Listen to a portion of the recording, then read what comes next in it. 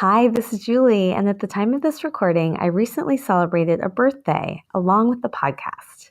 It's been 1 year since the Mother's Quest podcast was born.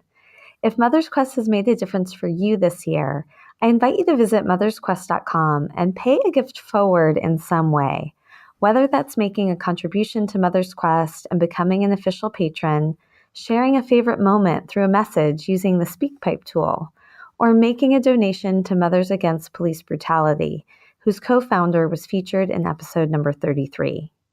Thank you for listening and being a part of this milestone in whatever way matters most to you. Now, onto this special episode and the finale of the Mother's Quest podcast Season 2.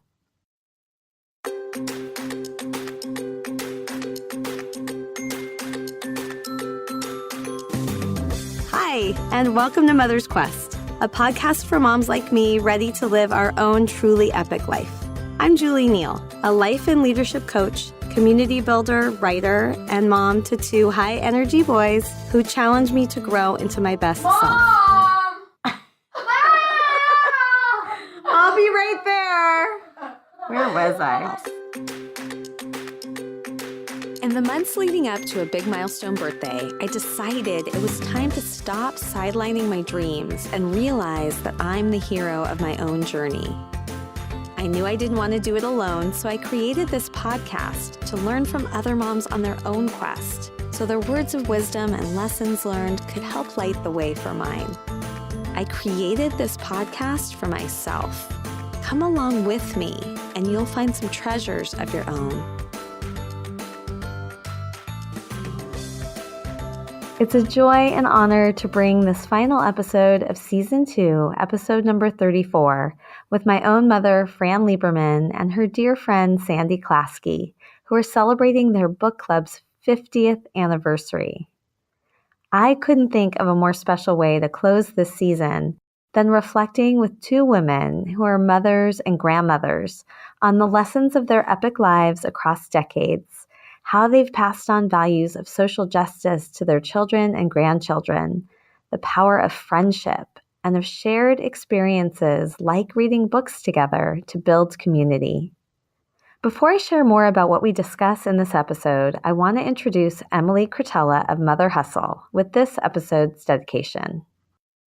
Hi, this is Emily Cretella, founder of motherhustle.com. And I am so proud to dedicate this episode of Mother's Quest to my mother, Mary Bonnier Malone. So I truly believe that the strong relationships in my life, from my best friendships to my marriage, stem from my mother's influence and of how she was really able to model the importance of friendship, love, and compassion for me every day growing up. My mom has worked at a home and school for adults with severe autism for her entire professional life. When I was young, she would work overnights so that she could be home with me and my younger sister. Her job took, and definitely still takes, a lot of patience and strength, yet she was a happy, graceful presence in our everyday.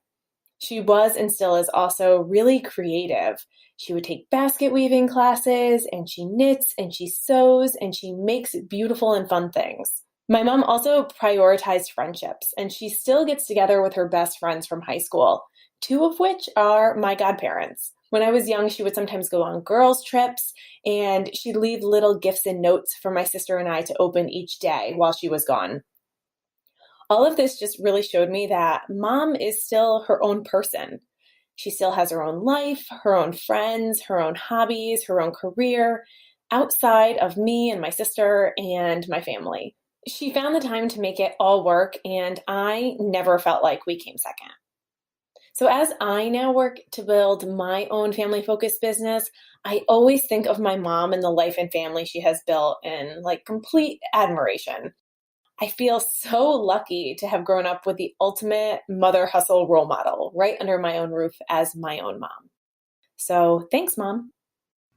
Thank you, Emily, for that beautiful dedication to your mother, whose commitment to being a present mother while also investing in herself, in her friendships, her interests, and her contribution connect beautifully to the themes of this conversation.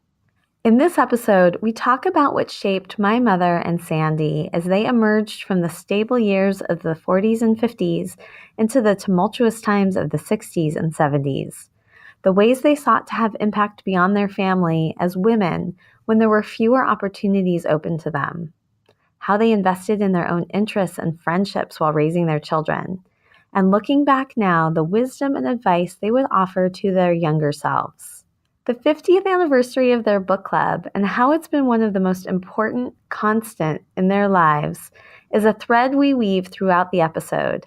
And the challenge they offer us is to read the books that they felt made a profound impact on them.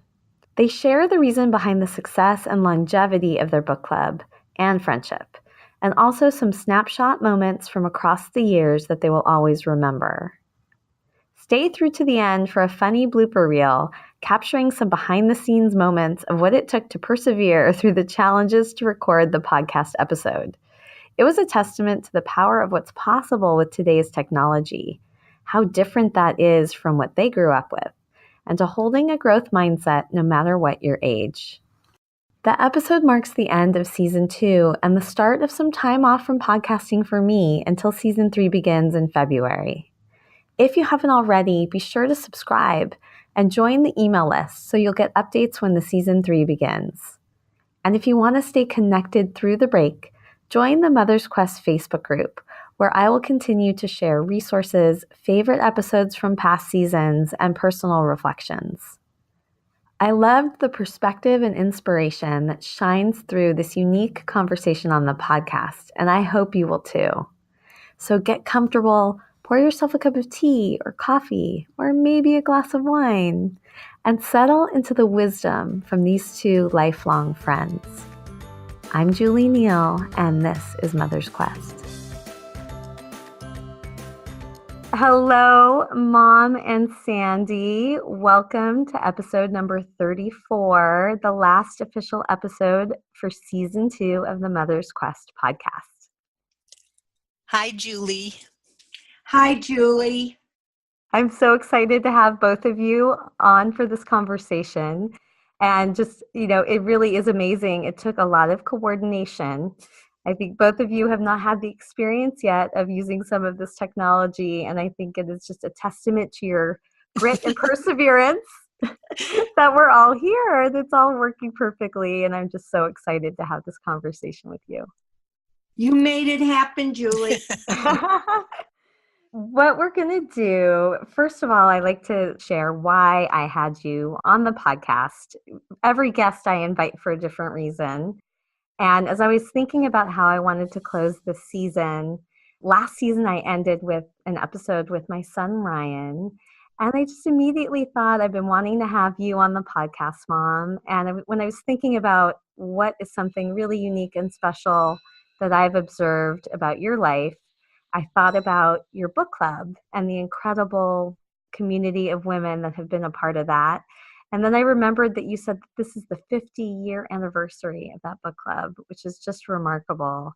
And so I wanted to have you and Sandy, who is the original founder, on to talk about your epic lives and what we can learn from you, and to mark just this incredible milestone in your book club. I do really think of this as a major milestone. I love going around telling people I've been in the book club for 50 years, and they kind of look at me oddly. It is unbelievable. And we're going to get a chance to talk more about the book club and what has made it so special and so enduring. But the first question, I typically ask my guests to tell me a little bit about their childhood and the impact that their mother had on them. But when I was thinking about this conversation with the two of you, I wanted to ask you to share a little bit about your own epic life journey. In summary, if you were to think about the story arc of your life until now, and what impact being a mother, grandmother, has had on shaping who you are today. I grew up in the 40s and 50s, had a tranquil life. And when I finished school, I became a teacher because that was one of the two things that were open to me at the time. There were some pioneers who became doctors and lawyers, but most women I know either became a nurse or a teacher. And what I have learned from my own children and grandchildren and watching them grow and blossom is that they are in a position where the world is open to them, and they have all become very successful in their own arena. And Julie, you've sort of followed in my footsteps, but in a much more involved way, because it encompasses almost all of your day. And I think you have a greater impact on people than I ever did, but I think we share the same values. Mom, say a little bit about, I agree. I think I have wanted to emulate you in many ways, and it has looked a little bit different for me. But say a little bit about your social justice roots and the ways in which you were wanting to have an impact in your life. Well, I grew up in New York City, where there was a lot more contact among the people of different races, colors, religions. And I went to a college that was also very integrated. And in my junior year of college, I applied for a job to become an after-school counselor in an area where children were not afforded that opportunity. And so we went out, my counterpart and I. He happened to have been a Black student from NYU, and I was a white student from Hunter College. And we had to go out into the neighborhood. We had to knock on doors. We had to explain to whoever was the caretaker for the children what we were about to do. And we started an after-school program, which opened my eyes to many things about communities of color and underprivileged. And then in the course of my life, I was one of the first Head Start teachers. And again, dealt with children who were getting a better start in life than they would ordinarily have. And we had some very moving examples of trauma in the course of our lives. We had the civil rights movement, and we had the deaths of President Kennedy and Martin Luther King and Bobby Kennedy. And that also had a tremendous impact on my desire to do more, to make a more equitable society, to do my part. Yeah, I think one of the things, as we're going through a difficult and challenging time in our country right now, and one of the things that has in some ways comforted me, and you and I have talked about a few times, is remembering that we've also moved through in this country really tumultuous time. And so knowing that you lived through it and you found ways to make a difference and be active, and we kind of came out the other end of some of those most tumultuous years, has been really helpful. Thank you for sharing that, Mom. Sandy, what about you? Tell me a little bit about your life story. Well, in some ways, it's very much like your mother's, and in one crucial way, it's extremely different. I grew up as one of three children in a very comfortable, not a very difficult childhood. I had a professor in college who once said that the generation who was in college in their 50s, meaning we graduated from high school in the middle 50s or late 50s, that we were actually the most boring generation he'd ever seen. That because all the things that your mom referred to really took place in the 60s. And so we didn't have my life was not difficult growing up. I liked school. I was a good student. Somewhere along the way, I became very, very interested in politics, and my dad loved that. And so we had that to share and to talk about all the time. And if I can just do a big leap, when you talk about influences on your kids and them on you and your grandchildren, the other day, my oldest granddaughter, somebody said to her, had a conversation with somebody, and the person said to her, I am so sick of what's going on in the world today, both internationally and personally, with all this harassment, etc. I've just stopped listening to news and I've stopped reading the paper. Yeah. And my 20-year-old granddaughter, I could cry when I say this, she responded to the person and said, well, if you don't know what's going on, then how do you know how you're going to help or what you're going to do? And I think I'd like to think that that was kind of a motto of my life. It's when I started having children, I was a homemaker, but I always worked outside the home part-time, also in teaching. The big difference between your mom and me that she mentioned is that I grew up in a very homogeneous background. And the kids at my high school were basically white and of one ethnic group. Where did you grow up, Sandy? I grew up in Detroit, Michigan. And just for people who know Detroit now, whenever I say to people that I grew up in Detroit, they say to me, no, you mean you grew up in West Bloomfield? I said, no, when I grew up in Detroit. There wasn't a West Bloomfield. It's where we used to go for rides on Sundays. But now it's where all my peers who I went to school with live. And so it was a very segregated city and versus like Manhattan. And so I didn't really have contact with, and my high school also had tracking, college preparation, occupational or general or something like that. And so by being in the college tracking program, I only came into contact with more people like myself.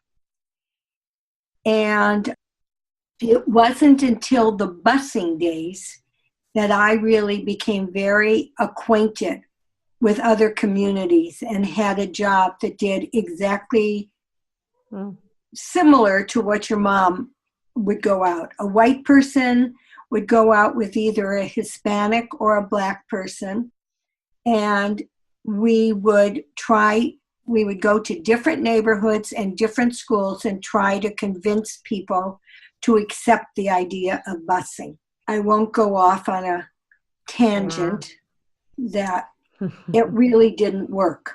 Right. And that very fact that it didn't work played a role in my life at another time also. But I think that conversation at our dinner table, both when I was a child and when I was a parent raising my kids, was constant. And it was not about other people, or it was about what people were doing. And those 3 significant assassinations that your mom mentioned were very big points in my life also. And I turned into be a little bit more of an activist than I thought I would, even though basically during the really significant things that were going on, meaning the civil rights movement, I was having babies. I had 3 children within 4 years. So my activism turned a little in volunteer work. And I think my children, from our discussions at home that were nonstop, as well as some outside influences, of course, was that activism was a way to social justice was really an extremely important value, maybe the most. And in one way or another, they've each kind of followed some path in doing things for social justice. Yes, I'm thinking about, I was reading an article recently about your daughter Stephanie, where she was highlighted. Was it the LA Magazine? It was LA Magazine, yes. Yes. And I had that same experience of just realizing what an impact you must have had on her and my mom has had on me. And as you described with your granddaughter, it's really a multi-generational passing down of the values that I really appreciate. I'm thinking about my niece, Nicole, who, when she wrote in an application for Teach for America, which she ended up doing for 2 years in New Orleans, she talked about the impact of coming home after school and being with my mom, watching the political shows and the news of the day and engaging in conversations about what's happening in our country. And I know it's just really had a really big impact on many generations. I would like to think that our home and the people Stephanie was connected with, etc., but had influence on her, and I'm sure it did. But she has gone above and beyond what I could have ever expected or what I could have ever done. It's just really amazing. And I think that her kids are extremely proud of her. And sometimes when you have a parent, usually a mom, that's in the spotlight so much, the kids are a little jealous of that attention or whatever. But her kids do not react that way. They come to all of her functions. They love it. They're proud of her. And it's just wonderful to see. So we're going to shift gears a little bit, and I want to hear more about the story of your book club. It is, Okay. these incredible 50 years that you've all been committed to it. Sandy, I understand you were the original founder. Tell us a little bit about how it started. Well, I think the original idea really came from Judy Duroff, who unfortunately is no longer with us. And she talked about it with her friend and neighbor, Marilyn Groper. And then Judy moved to the Valley, and she was my very first friend in Los Angeles. And approximately 50 years ago to this day, I remember exactly where I was sitting, and I was pregnant with Stephanie, which is why I always remember the time so precisely. And she said to me, "What do you think about a woman's book club?" And really, neither of us had ever really heard of that before. But I immediately conjured something up in my head when she said it. And I said, "That is such a fabulous idea." Was it Because, actually a new idea at the time? yes. Now, I'm not saying that there's no book club in the country that has been going longer than 50 years, but it was really a new concept to us. Wow. And I remember saying to her, we have all these friends who are college educated, worked for a few years as a teacher before we started having our families, and we're not doing much to stimulate our brains, and everybody would love it. And so from that point on, Judy and I and Marilyn Groper, we just started calling other people and asking them if they wanted to be a part of it. How we landed on Tuesday for lunch and book club, I don't know. But I was thinking about it today, Julie, and you had asked an earlier question as to what do I attribute the success to. I attribute the success, we had, I think, as many as 13 or 14 people at one time. We're probably down to 12 now.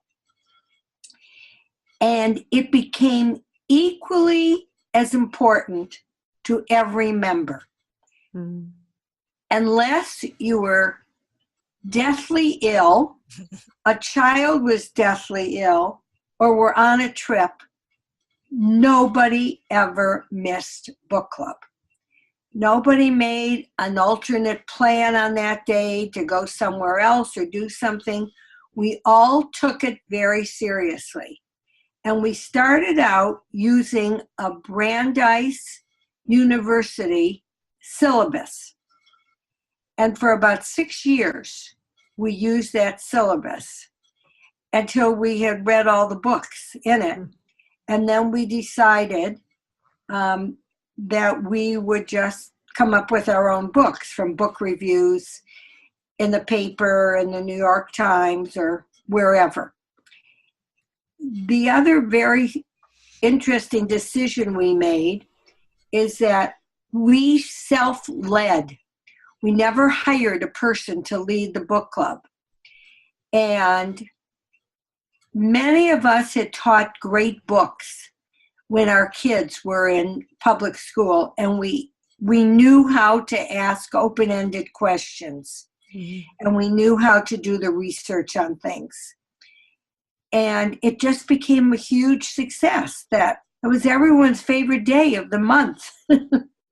It's like we loved getting together with book club. Sometimes our lunch lasted a little longer and still do than it should before we get to discussing the book, but we discuss our kids, our travels, all kinds of other things. And unfortunately, 50 years later, we have lost to death 3 people. Certain people's spouses have died, and some of our members have gotten considerably older, and so the driving has become a problem. But there's still a hardcore of us that wouldn't ever think of missing it. And that's how it's just been a wonderful experience. And one of those hardcore members is definitely you, Mom. Yes, I she remember, is. I think, from the time I have memories, I remember you holding your book club in the way that you just described, Sandy, as like something that is really sacred and also something that you look forward to. I also remember how, you have this rotation where sometimes you're the one that's doing the research and leading the discussion, but sometimes you're the one that's hosting. So I have memories of, the weeks when it was my mom's turn to host the club in our home. But Mom, I'd love to hear a little bit from you about, how and when you joined and what you think has been so special about this book club. The reason that you remember this so well, Julie, is because I joined the book club when I was pregnant with you. And so I've been a member for more than 45 years, which is all of your life. And Sandy alluded to the fact earlier that we were stay-at-home moms. Most of us did not have jobs outside the home while we were raising our children. And so the need for intellectual stimulation was great because all of us had come from some space where we had gone to college and enjoyed that kind of opening of the mind and became school teachers. And as Sandy said, many of us led junior grade books in an after-school program at our children's school.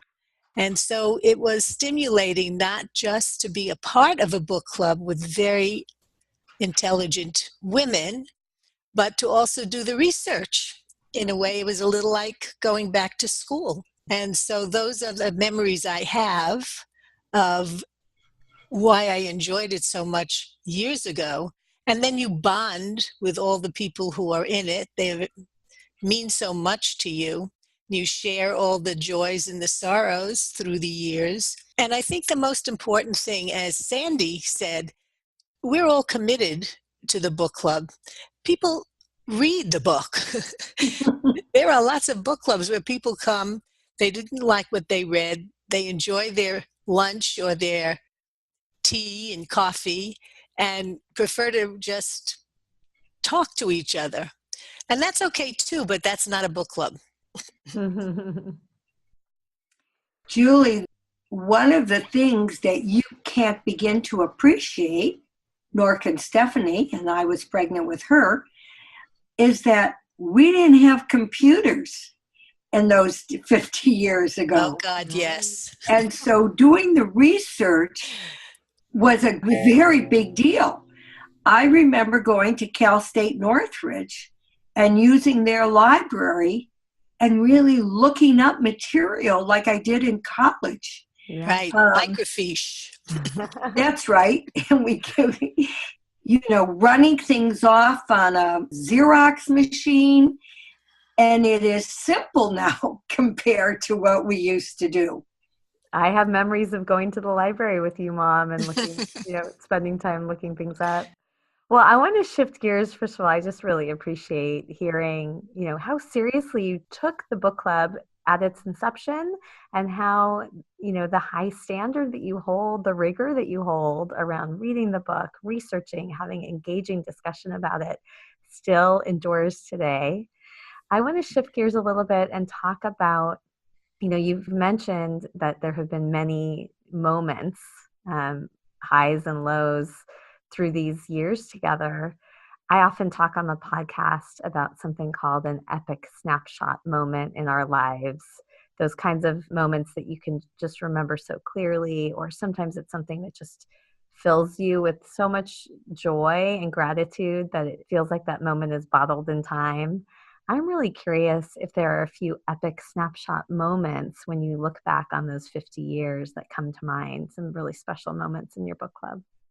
Well, in a way, it has nothing to do with book club, but one of the moments that stands out in my mind so strongly is the fact that on the day after, I think it was the day after or the day of 9/11, we were supposed to have our book club meeting at Murky Rowan's house, and there was discussion about whether we should have it or not have it. Everybody was so distraught. And in the end, we decided that we were better together than apart. Mm-hmm. And that was a very meaningful moment. Fran, we had another experience. I believe that Judy died like on a book club day. And that was really a blow to all of us. Mm-hmm. Yeah. And, she was the real originator of it. She had the idea of it. And the other people, myself included, really helped execute the whole thing. But Judy really had the brainstorm. And I think for the exact reason that your mom, that Fran just said about 9/11, it was like our leader, well, it wasn't like our leader died. Our leader did die. Mm-hmm. And it was really a moment that we all wanted to be together. And we had time, thinking about the funeral and other things a little later. But I think we were all together on that day, too. Mm-hmm. Yeah, it seems like what better way to honor her memory than to do what she loved so much. She was a librarian too, right? I have memories of her helping me find books at our temple. She was a part-time librarian at Temple Judea for many years, 17 to 20 years. And she would read to kids in the classes. She would help the classes find books. Those were also the days when we had things called card catalogs. One of my previous lives, I was also a public school librarian. Well, one of the things I'm really appreciating about this conversation is just the amount of life that you've both lived and the perspective that you have to share. I was mentioning earlier that the premise of this podcast is about, mothers being on a quest to live what I call an epic life, the kind where you feel like your life is filled with all the things that matter or that would make for a great story, like the stories that you've read in so many of your book club discussions. And I'm going to ask you, EPIC is also an acronym mnemonic for the guideposts that I believe help us to live that kind of life when we're raising our children. And I'm going to ask you to share some words of wisdom from your many years of life and perspective to help guide me and any other mothers who are listening. So the first guidepost, E, stands for engaged, and it's about being engaged mindfully with our children, and in your case, with your grandchildren too. Mom, why don't you share what would be some of your biggest words of wisdom from your own life experience that might help guide me?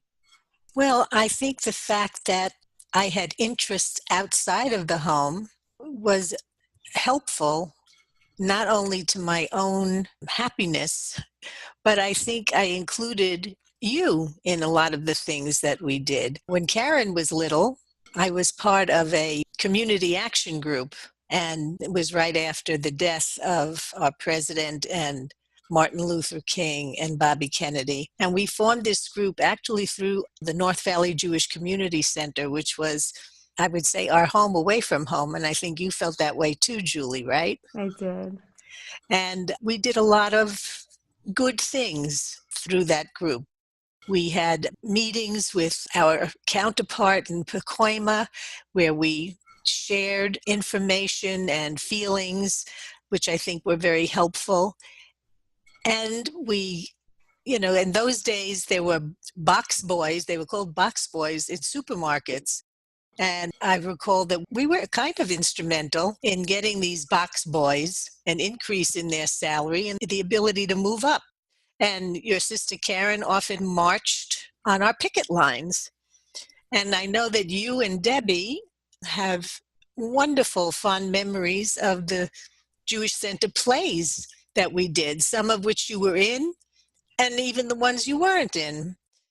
So between being a mother in the house and having my own experiences out of the house, and the fact that the three of you were able to participate in them, I think that was a very good thing. Yeah, without question. Well, and absolutely, it's funny, Ryan, at the time of this recording, my oldest son, Ryan, your grandson, just was in a musical. And I've been really reflective about what formative experiences I had participating in those community center plays alongside you or sometimes watching you. And yeah, so I think that is something that I've taken with me too, is to pursue and find the things that I enjoy or that I think matter and then engage my children in that. We are on the second guidepost in the EPIC framework, P, which stands for passionate and purposeful. And this is the guidepost that is about making a difference beyond your family. Sandy, I wanted to hear how this guidepost has shown up in your life. Okay. Your mother had alluded to something like this earlier, but for me, having my own work outside of the home became very, very important. And I had a vision when I was younger that I would go to law school once Irv was finished with medical school. But he didn't think that was a very good vision. Because it would be very disruptive to our lives. But I felt incomplete and not really having something that I could call my own. So after working in various other jobs and part-time teachings, I did a lot of substituting. I decided I wanted my doctorate. And my goal was to really teach on the college level. Anyway, this was a turning point in my life. I was 44 years old. And I remember going to 3 people to pick their brains and to talk about getting a doctorate. I had already gone back to school for 7 years to get my master's. But that was easy for me to kind of arrange because it was near my house and I was still home a lot, etc. This was a much bigger commitment. And one person said to me, look, I said, I expect it'll take 6 or 7 years. And they said, you're going to be 50 whether you go or you don't go. So you might as well be 50 and have your doctorate if it's something that means that much to you. And that's what I did. Only I didn't finish it by 50, so I didn't want to acknowledge that birthday. I finished it at 51, and I gave myself a big graduation party. And the book club was a big part of discussion at the party, too. Anyway, after that, I didn't really get a job. Well, I taught part-time at CSUN for 6 semesters. But what I did is I worked full-time as a fundraiser, as a development director for the College of Education. And it turned out that I absolutely loved it. And I worked 10 years at CSUN, and then I was given a very big raise when I thought I was going to retire, and I went to Pacific Oaks, a very special private school in Pasadena. And I felt that by me doing those 2 things, the actual working and the going to get the doctorate, I felt complete. And now I'm back to just enjoying retirement. I do lots of other things for myself, but I have lots of time to spend with my grandchildren. And it's just rounded out my life beautifully. Well, And don't there were forget to 4 tell everybody that you were sitting on a grand jury. I know. And that you are a docent. Thank you, my publicist. I spent a year on the grand jury as the foreman pro tem, and I became a docent at the Skirball Cultural Center, as I referred to earlier. And as Irv said, she really didn't retire. She just stopped being paid for what she was doing, and she just created these other activities to do, which is something that I know is necessary for me. I need to constantly have goals and do them. I have some curiosity, Sandy, about what it took to make that decision to go back to school and to get your doctorate.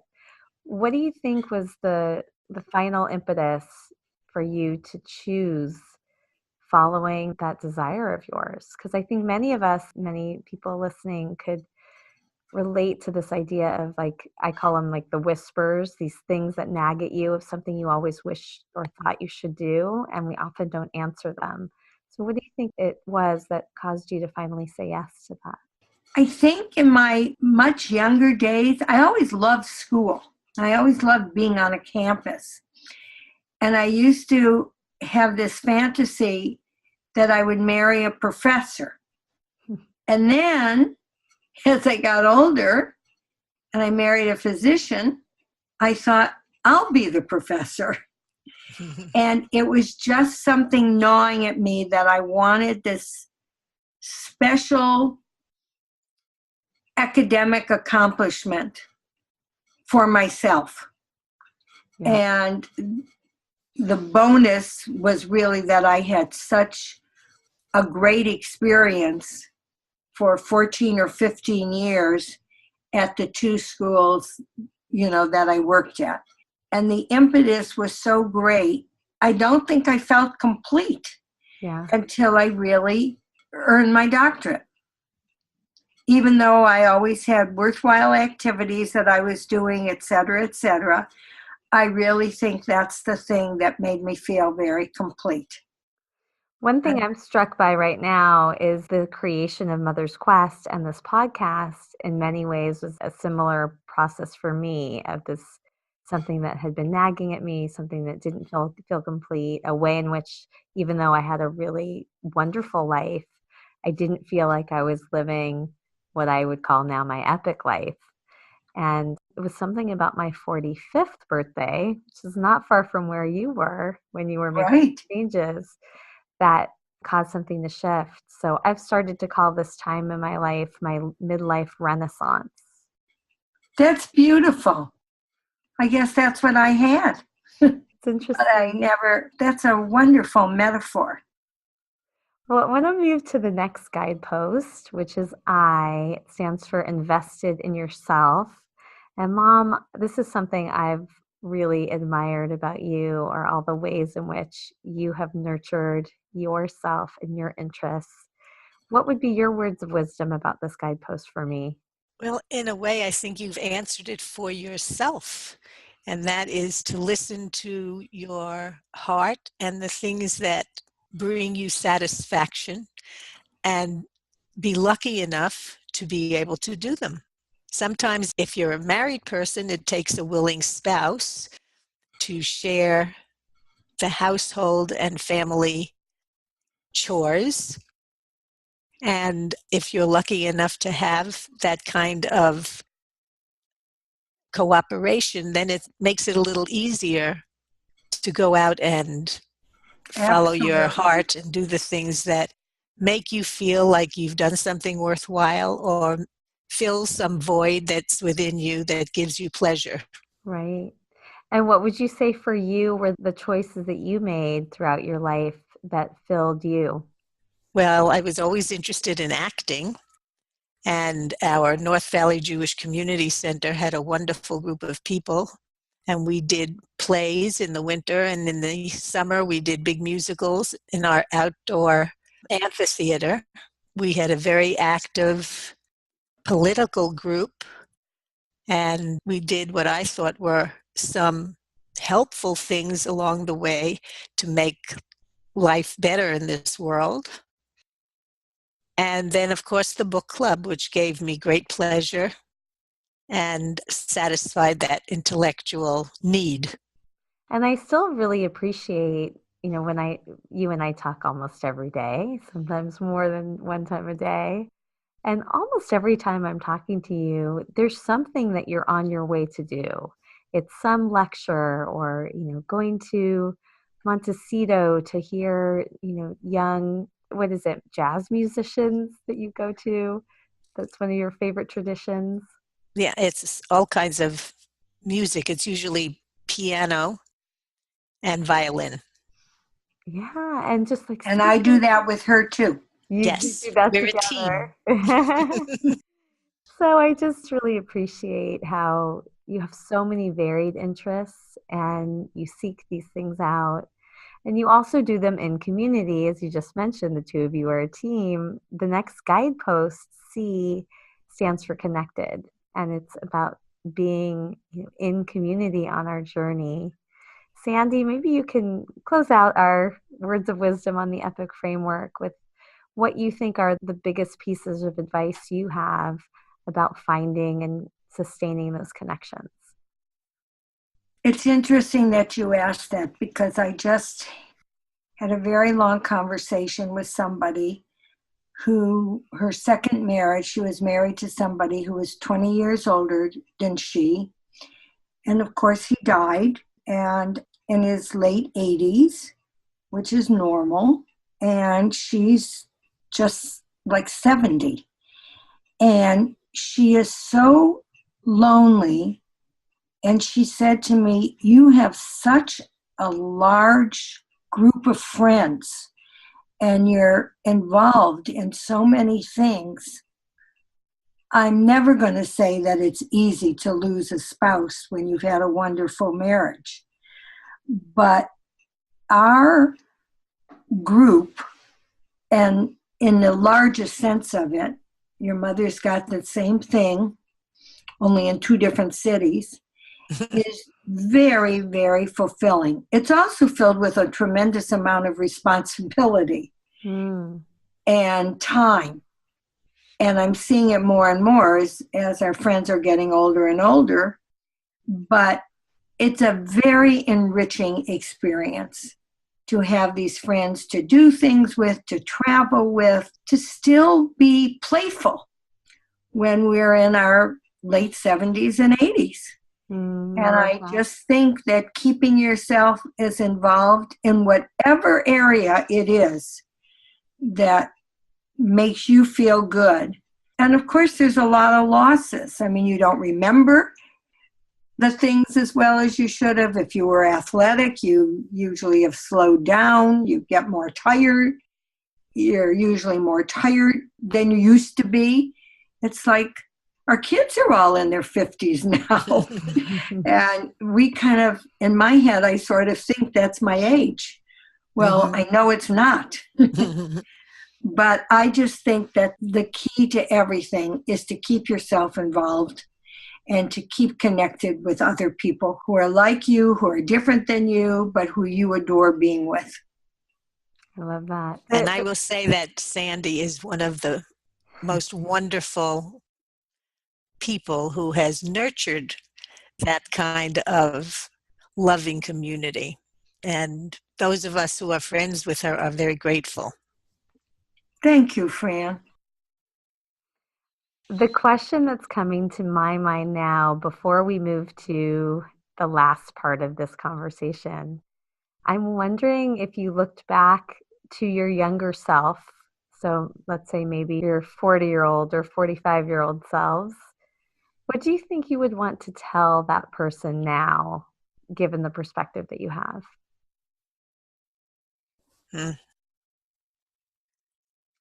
Well, if I had one thing to do over in raising my children, I would say no less times than I did. It's not such a big deal, what they're asking for. And I think that's why I don't think your mother was as strict as I was. And I wish I had said no less. And I can see with my grandchildren that I just want to enjoy them and do as much as I can for them. But I don't know that that answers your question if I were talking to 45-year-olds. I think the only thing I would say is to build your own community of friends and family and fulfill a dream like I talked about before. Yes. I love that. I want to mention, maybe this might be a book you want to pick up, Sandy, since I know you love books. Shonda Rhimes wrote a book, I think it's called The Year of Yes. So the flip side to your say no less is to say yes more. And that's right. She wrote an amazing book about all the ways in which, when she said yes to her children and also in her life, incredible things happened for her. So we'll include a link in the show notes to that book. Mom, what about you? That's great. Well, I think if I had advice to give those who are in their 40s, I don't think that I had the strength to go back to school and do something that was in my mind, but I'm not sure that I would have accomplished it. I always had this vision of myself working for the Rand Corporation or being very involved politically, but it took time away from my family and my husband, and I think I was afraid to try. If I can just add an addendum to that, Julie, my real goal was to finish my doctorate and not get a divorce. Because there was one woman in our program who finished the program that took me 7 years to do. It took her 2.5. But you can't finish a doctorate properly in 2.5 years, nor should you, because you don't have enough time to process and to read and to explore what you should be. That's the purpose of going back.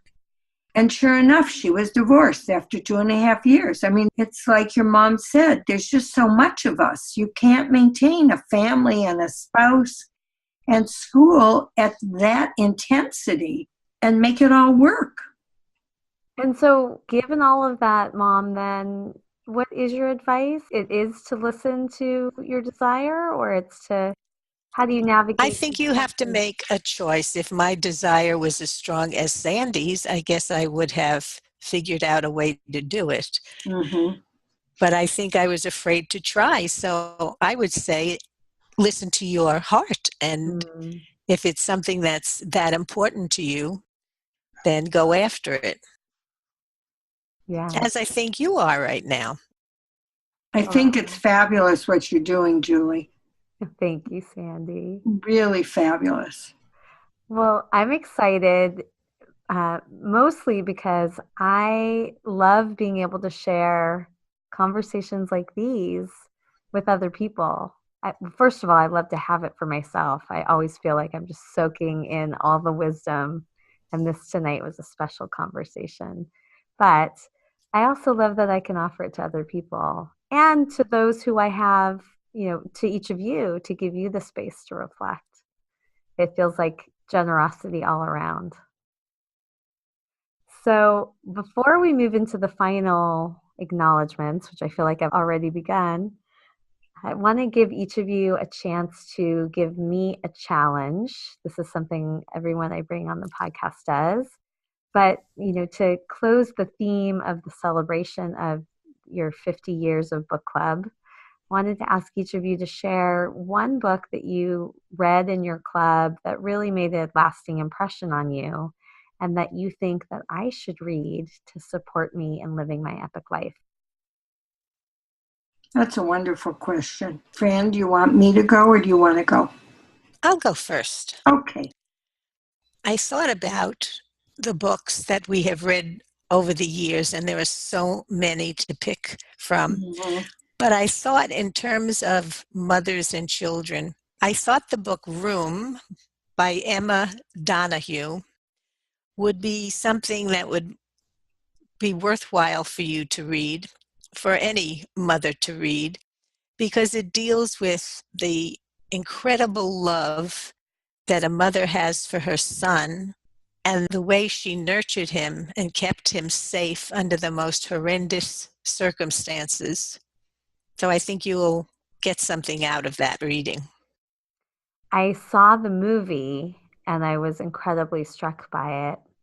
And I take that challenge. I think I would really enjoy reading the book. And I think you would too, because you get, even though the movie was really good, there's an immersion that happens when you're involved in reading the story itself. yeah, I agree. Just an incredible testament of the power of what a mother can do for her child and how much one of the themes that weaves through a lot of these conversations on the podcast is the power of perspective.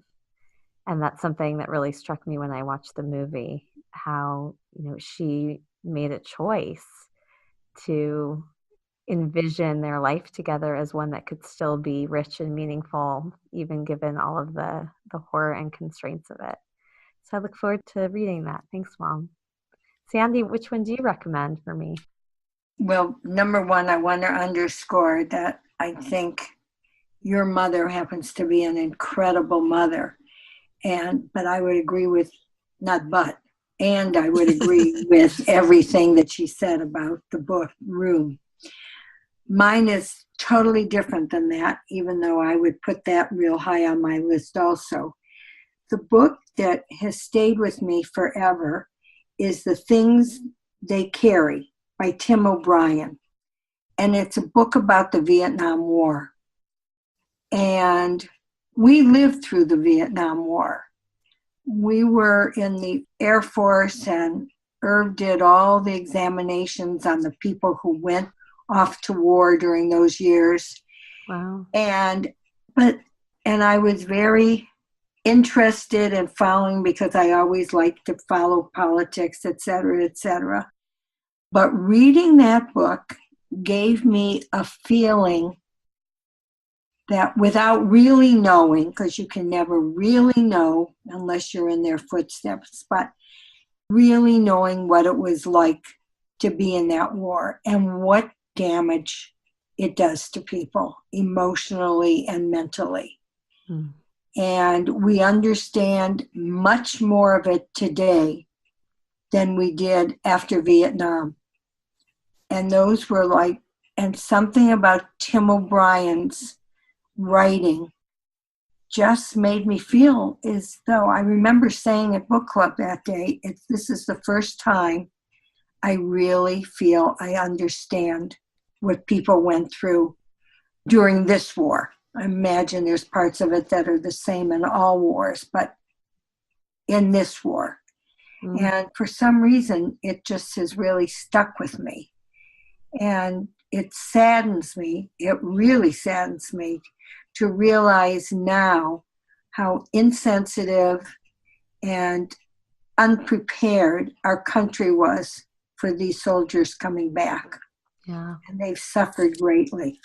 When I think about the book that Sandy recommended, or the one that I recommended, or the many, many books that we've read over the years that give us insight into someone else's experience in life and broadens our own understanding of the world, there's something invaluable about the book club that we belong to.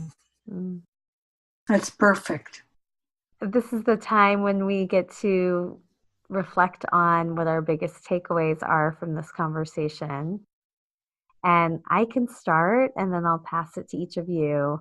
I started to say already, I feel like this is just such a gift for me to have this time with both of you and to be reminded. I think one of the biggest takeaways is the power of friendship and shared experiences, and just to hear the many overlapping ways in which you both talked about your connection through the book club, but then the connection that you've had in other ways and the other things that you've done together, and how you've really invested in that for yourselves and in one another. I'm also struck by both of your commitment to politics and activism, and how those were values that you clearly passed on to your children and now grandchildren. And the tensions of motherhood, and how what is possible for mothers and women has really changed a lot, through the course of those 50 years that you've been connected through your book club. So thank you for this incredible opportunity, and I'm so excited to share it with anyone who's listening. Thank you, Julie, for doing this. What are your biggest takeaways, Sandy? I just think it's made me be introspective and to go over and, think about all of these things. Your questions, I thought you said reflect on them. I wish I had more time that I had spent reflecting on them. But today really clinched the whole thing. And my takeaway is that I think this is a fabulous thing that you're doing. I think it's a fabulous way to communicate with people. One that was totally unfamiliar to me 6 hours ago. And now, as your mom said then, we're entering the 21st century. And I'm very proud of the way you have had the patience, Julie, to walk us through this and how outstanding it's been. Thank you. I'm very proud of both of you for the way in which you've grown in your ability to try some new things on today in terms of all the technology and the sticking with it. What about you, Mom? Well, I must say there was a lot of tension this afternoon, worrying about how we were going to get on Zoom and what we were going to say. But the experience has been really enriching. And Julie, I listen to your podcasts all the time, and I think they're so wonderful. And it was a real treat to be on it instead of just listening to it. Well, I'm sure this will be a favorite episode for me and for many. Thank you so much. I know we're all tired. Have a restful evening, and I look forward to sharing this with you when it comes out. Thank you, Thank Julie. you, Julie.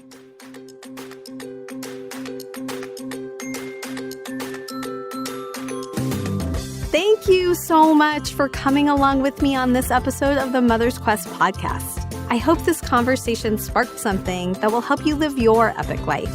If you'd like to get show notes and learn more about how to join the Mother's Quest community, head over to mothersquest.com. And while you're there, I would love it if you would follow the prompts to subscribe, leave a review on iTunes, and help us spread the word. I want to end with some words to light the way on your quest. Seize the day, love your people, honor your gifts. Until next time.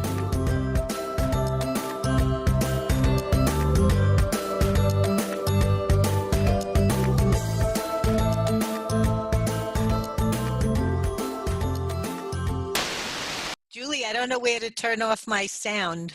Okay, I'm going to help you. You know where your mouse is, right? Your mouse or your... Yeah, I've got my mouse. Okay. I So just go don't to, see. Go to the bottom of the screen, of the black screen where you see us, the video. Not the bottom of your computer, the bottom of the actual Zoom box. Oh, I see where it says Julie Neal. Okay. I don't have Julie Neal on mine. Well, here's what I have. You don't want me to go to the part that's black that has the E and a... Sandy, you have to sit on a cushion because all we ever see of you is your... You know what? I'm on Irv's chair in our computer room, and it's very low. You both want I to know. press? You want to press We see start? the top of your glasses, but now I'm not up there, and neither is she. What are we supposed to do? We only see Julie. Yeah. Adorable Julie. Why don't you press start video? Okay, gotta find it. Oh, start video. There it is. And there you see my Hey, glasses. there you are. Your nose, your glasses, and the top of your head. Okay, Sandy, put your arm all the way up, and I'm going to take a picture. So we can... Okay, thank you again for doing this. Yours off too? Turn mine off. Your video off? I should say stop video. Yes. Oh, you just want us to talk. Yeah, now we're going to disappear from view. My screen says meeting topic. Hosting. Yeah, mine too. Okay. Yeah, you don't need to worry about any. And I'm participant ID 62. That's my age. Very funny. Well, then my age is 56. Oh, well. All right. I think we're going to get started. Okay, click on that. Okay. And then if you click the search at the bottom right. On the bottom right. And if worst comes to worst, on Tuesday, you'll show me in person. At our book club celebration. Yeah, actually, if you're at a book club celebration, you should give everyone a tutorial so that they'll be able to... Okay. Don't count on it. You can tell your stories of how this all happened. Oh, that's fabulous. And thank you, Julie, for your patience. You've been incredible. You're welcome. It was a pleasure.